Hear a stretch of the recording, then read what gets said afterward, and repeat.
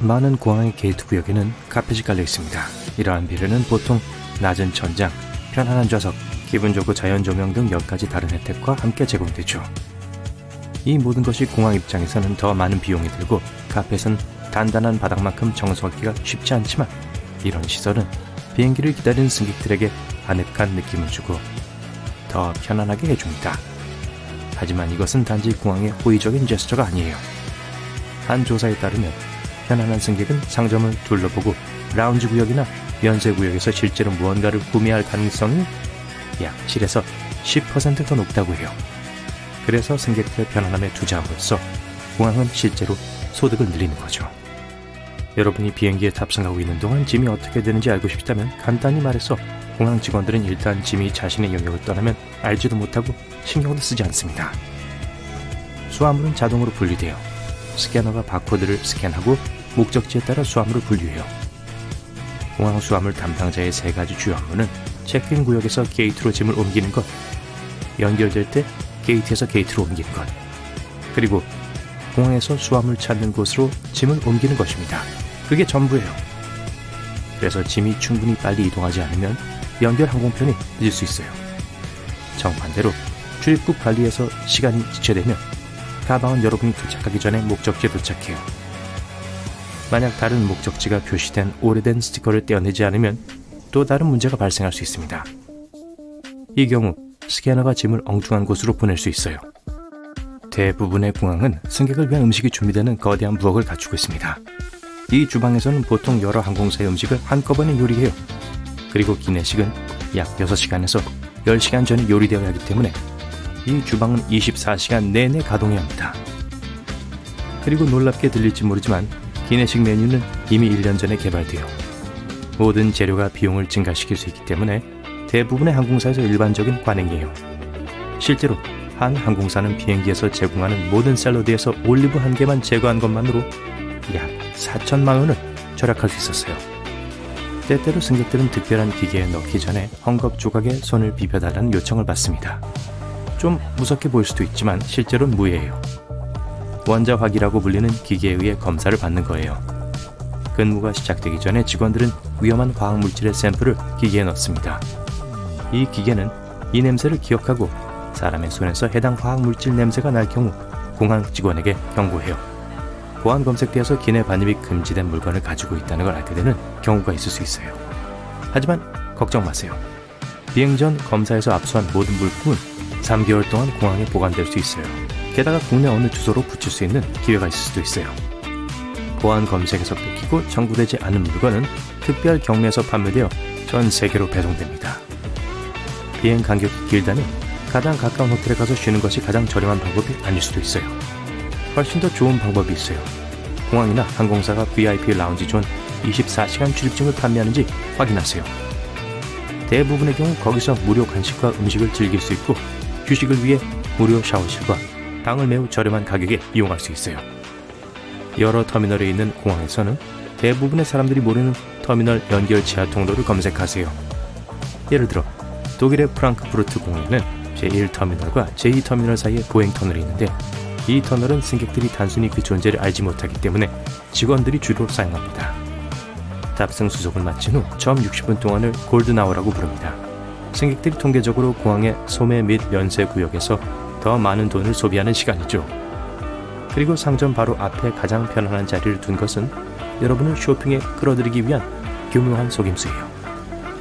편안한 의자에 앉아 화려한 간판이나 지형대를 보는 것은 유혹적이고 바로 그게 공항이 원하는 거예요. 만약 항공편이 초과 예약되어 지정된 시간에 비행기를 탈 수 없다면 보상의 의미로 제공된 상품권을 무조건 덥석받지 마세요. 보통 항공사들은 비행기 좌석을 양보할 충분한 지원자들이 나타날 때까지 보상금 금액을 계속 올립니다.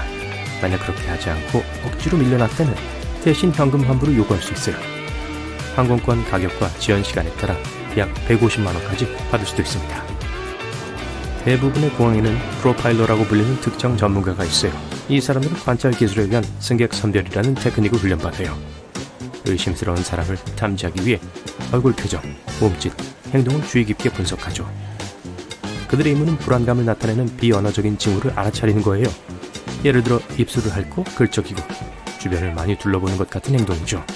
프로파일러가 어떤 사람이 수상한 방식으로 행동한 것을 발견하면 검사를 요청하고 그 사람에 대해 더 알아보기 위해 대화를 할 수 있어요. 프로파일러는 메인홀과 여권 검사 구역에서 일합니다. 그들이 묻는 전형적인 질문은 방문 목적이 무엇입니까? 예요. 그러고 나서 이 질문에 대한 그 사람의 반응을 확인합니다.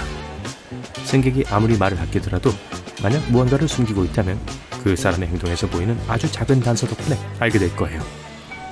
여러분의 짐은 비행기에 오르기 전에 5가지 보안 단계를 통과하는데 내용물을 스캔하는 것 이외에도 위험한 화학물질 냄새를 맡을 수 있는 특별한 개의 의견 검사가 포함됩니다.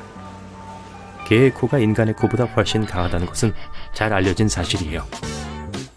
사실 개는 사람보다 냄새를 10,000배에서 100,000배 더 잘 구별합니다. 보안을 위해 개의 이런 뛰어난 능력을 활용하고 의심스러운 물질을 탐지하기 위해서 정기적으로 탐지견을 사용하는 것은 놀랄 일이 아니죠. 정말 멋진 사실은 탐지견과 일반 개를 구분할 수도 없다는 거예요. 경찰견과 달리 공항에서 일하는 개들은 사람들을 겁주거나 위협하도록 훈련되지 않았어요. 가장 인기 있는 탐지견 품종은 골든 리트리버, 레브라도 리트리버, 저먼 쇼트헤어 포인터입니다. 특별히 지정된 장소에서 휴대폰을 충전하는 것은 편리해 보일 수도 있지만 실제로는 안전하지 않아요. 충전 코드로만 연결할 수 있게 된 충전기를 사용하면 여러분도 모르는 사이에 전화기에 악성 프로그램이 설치될 수 있어요. 휴대폰이나 태블릿을 안전하게 충전하는 유일한 방법은 전기 소켓을 찾아 충전기와 함께 사용하는 것이에요. 무료 공항 와이파이도 마찬가지예요. 공항이 자주 인증을 요구하는 것 이외에도 보호되지 않은 와이파이 핫스팟을 사용하는 동안 다른 사용자가 데이터에 쉽게 접근할 수 있어요. 모바일 데이터를 사용하는 것이 더 안전하지만 공항의 와이파이를 사용해야 하는 경우 장치의 모든 중요한 정보를 지우거나 암호하는 것이 좋습니다. 보안 검색을 할 때마다 노트북을 가방에서 꺼내는 건 짜증날 수 있어요. 그러나 공항 직원은 여러분의 장치를 확실히 살펴서 안에 아무것도 숨겨져 있지 않은지 확인해야 해요. X선 스캐너의 화면에서 랩톱은 하드드라이브, CD 드라이브 등이 선명하게 보이는 반투명 물체처럼 보입니다. 하지만 보안 담당자는 이러한 부품 뒤에 무엇이 있는지 볼 수 없어요. 예를 들어 고밀도의 다소 큰 배터리 같은 거요. 사람들은 가장 가까운 보안 검색 라인을 선택하는 경향이 있습니다. 만약 그 줄이 너무 붐비면 신분증과 티켓 확인을 받은 후에 둘러보세요. 훨씬 사람이 더 적은 다른 라인이 보일 거예요. 어떤 검색 라인은 터미널의 맨 끝에 위치해 있기 때문에 승객들이 잘 알아차리지 못합니다. TSA 사전 체크를 신청한 것은 미국을 오갈 때 시간을 절약하는 데 큰 도움이 될 수 있어요. 이 프로그램의 회원이 되면 몇 가지 큰 특전이 있어요. 첫째, 보안과 여권 검사를 통과한 것이 더 빨라요. 사전 체크 여행자라면 신발을 벗거나 벨트를 풀 필요가 없어요. 그리고 액체나 노트북 같은 것을 특별한 통에 넣지 않아도 돼요. 미국을 오가는 게 아니라면 다른 나라에서도 이용할 수 있는 유사한 서비스가 있어요. 이코노미석을 타시는데 마음에 안 든다면 누가 마음에 들어 하겠어요. 온라인으로 체크인을 하고 비행기 출발 4일 전쯤 좌석 옵션을 확인하세요. 이때가 항공사들이 일반적으로 좌석을 업그레이드하기 시작할 때이고 여러분은 적은 요금으로 혹은 때로는 무료로 비즈니스 클래스로 업그레이드 받을 수도 있어요. 이미 공항에 도착했을 때도 업그레이드를 요청할 수 있어요. 대부분의 사람들은 이 기회를 알지 못하거나 전혀 신경 쓰지 않기 때문에 운이 좋을 수도 있어요. 다들 휴가 좋아하시죠? 하지만 특히 무게와 수화물 공간이 제한되어 있을 때 짐으로 뭘 챙겨갈지 알아내는 건 쉽지 않은 일이 될 수 있어요. 집을 떠나 모험을 하면서 휴가, 쇼핑하는 것은 말할 것도 없고요. 자, 돌아올 때 여러분이 모은 모든 기념품들을 위한 여분의 공간이 필요할 거예요. 제대로 준비하지 않아서 너무 많은 무게나 부피가 쌓이면 항공사로부터 보기 좋게 상당한 비용을 청구받게 될 거예요. 하지만 이제 편하게 있어도 돼요. 여러분은 그냥 휴가 예약에만 집중하세요. 저희가 다음과 같은 편리한 여행 팁으로 짐을 관리해 드릴 테니까요. 분명히 옷이 짐의 대부분을 차지할 거예요. 대부분의 항공사 기준으로 국내 여행에는 가방 1개, 그리고 장거리 여행에는 가방 2개까지 허용됩니다. 그렇게 여유가 많지는 않아요. 특히 겨울에 휴가지에서 멋을 부리려고 계획한다면요. 하지만 그게 반복적인 사용을 위해 속옷을 뒤집어 입어야 한다는 걸 의미하진 않아요. 여기서 핵심은 짐을 어떻게 현명하게 꾸리느냐 하는 거예요. 우선 각 아이템들을 어떻게 둘둘 말지 고려해보는 게 좋아요.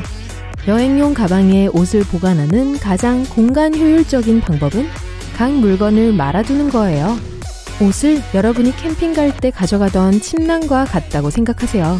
항상 압축된 커버에 비해 너무 두꺼워 보였지만 인내심만 있다면 안에 들어갈 수 있을 만큼 꽉 말아 넣을 수 있어요. 이제 옷과 씨름을 많이 할 필요는 없지만 여기도 같은 원칙이 적용돼요. 셔츠, 바지, 그리고 깔끔하게 가방에 넣을 다른 모든 것들을 개는 것부터 시작하세요.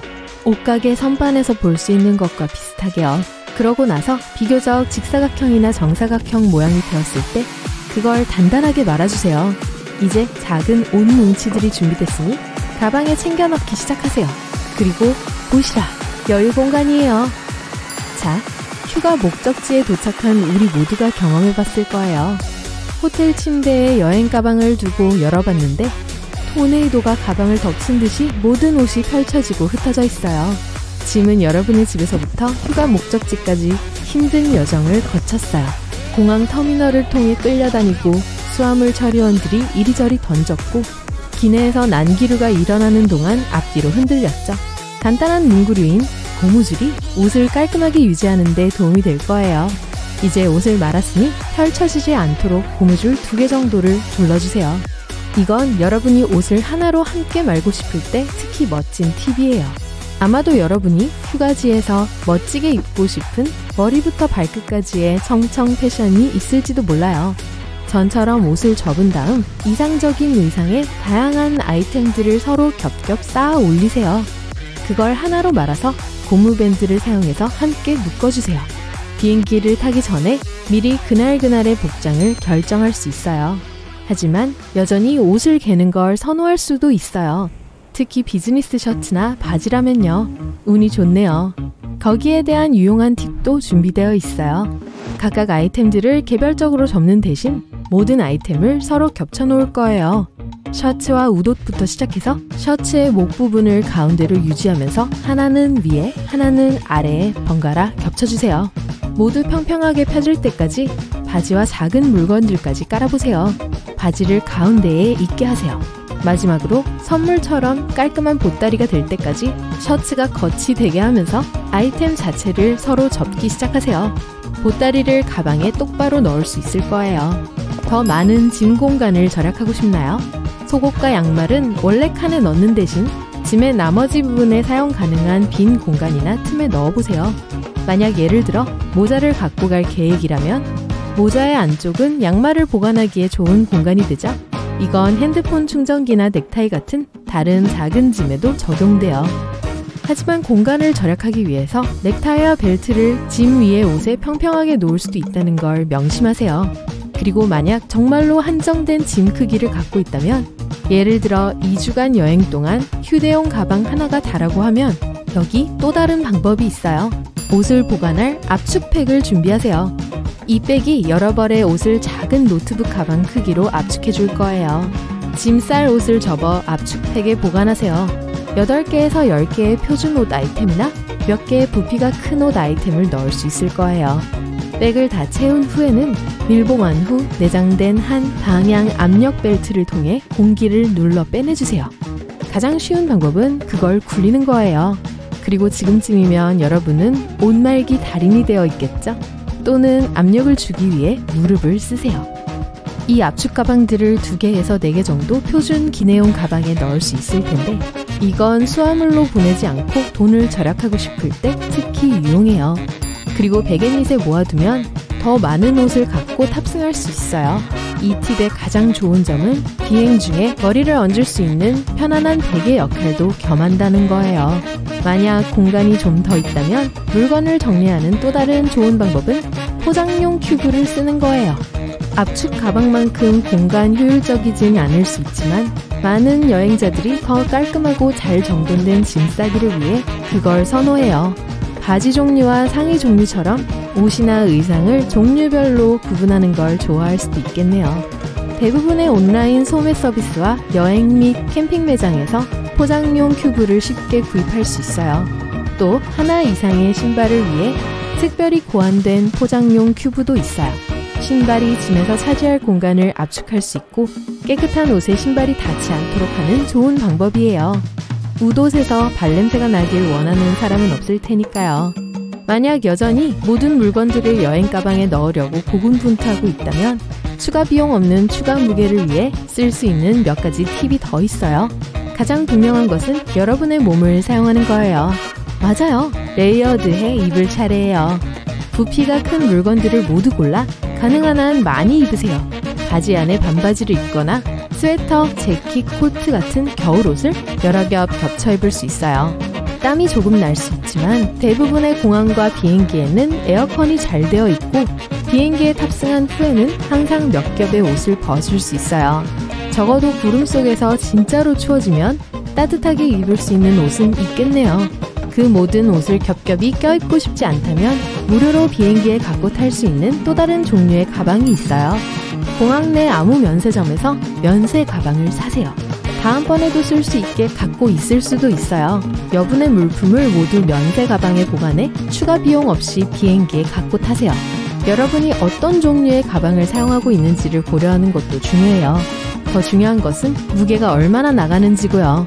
대부분의 사람들이 항공사에서 허용되고 있는 표준 7kg의 여행 가방에 실제 무게가 포함되어 있다는 사실을 잊어요. 가방 자체 무게만으로도 종종 2에서 3kg까지 나갈 수 있어요. 가방만으로도 무게를 많이 차지하죠. 그러니 가방을 살 때 얼마나 무거운지도 고려하세요. 가벼운 가방을 선택하면 가져가고 싶은 물건을 넣을 수 있는 공간이 넓어져요. 이 유용한 팁들 중 몇 가지를 고수하면 짐 넣을 자리도 충분할 거고 휴가 때 쓸 여윳돈도 더 많아질 거예요. 즐거운 비행하세요. 비행은 많은 사람들에게 일상이 된 지 오래예요. 하지만 비행기를 자주 타는 분들조차도 비행기에서 절대 해서는 안 되는 행동에 대해 모르는 경우가 있어요. 비행기에서 맨발은 안 돼요. 항공여행의 가장 큰 금지사항 중 하나입니다. 불쾌한 냄새에 대한 이야기는 말할 것도 없죠. 수백 명의 승객이 한꺼번에 신발과 양말을 벗는 모습을 상상해보세요. 비행기 바닥은 매우 더러워요. 전염성 발 질환을 앓고 있는 사람이 맨발로 통로를 걷고 있었을 수도 있어요. 앞선 승객이 지나간 자리에는 먼지가 많이 남아있을 가능성이 높아요. 화장실 바닥은 말할 것도 없고요. 발의 자유가 필요하다면 신발을 벗더라도 최소한 양말은 신으세요. 또는 가벼운 슬리퍼를 가져가세요. 기내에 가압된 공기는 습도가 약 20%에 불과한 사하라 사막과 마찬가지로 건조하다는 점을 유의하세요. 그렇기 때문에 비행 후에 피부 상태가 좋지 않다고 느낄 수 있어요.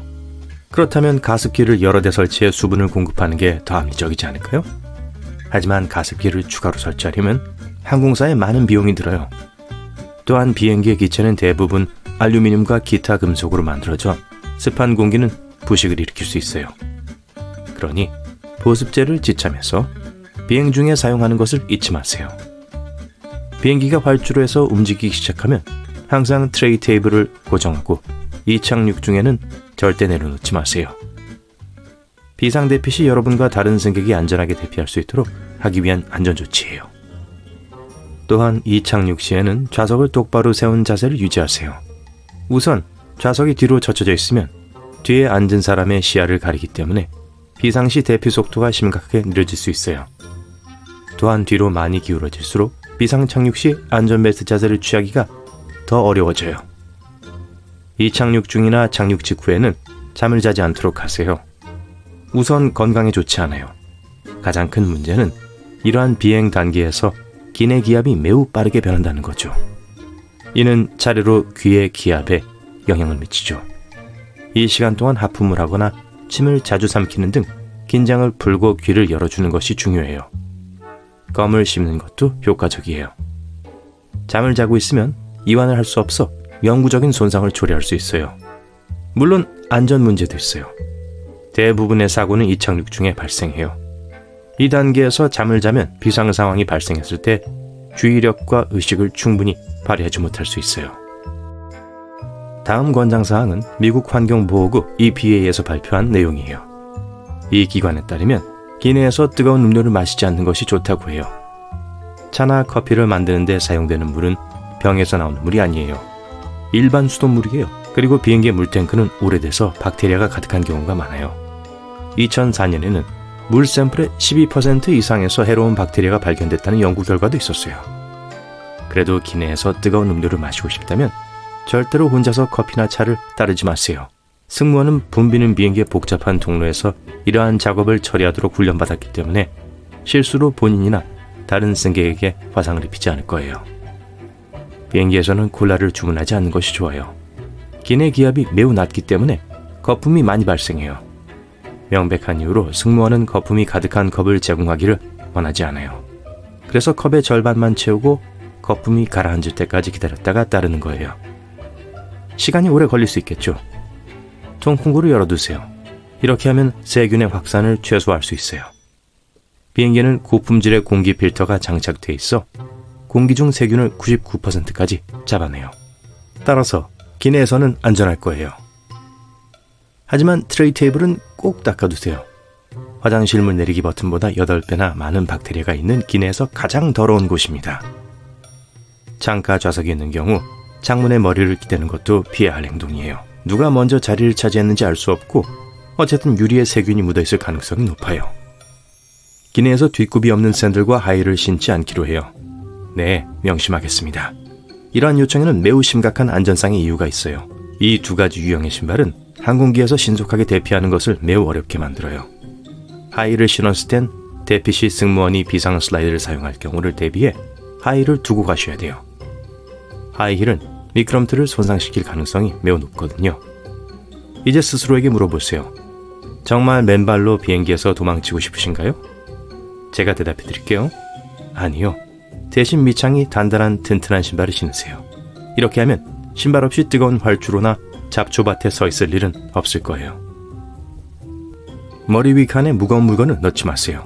난기류가 심할 때는 물건이 내부에 고정되지 않을 수 있고 물건이 떨어지면서 승객과 다른 승객에게 부상을 입힐 수 있어요.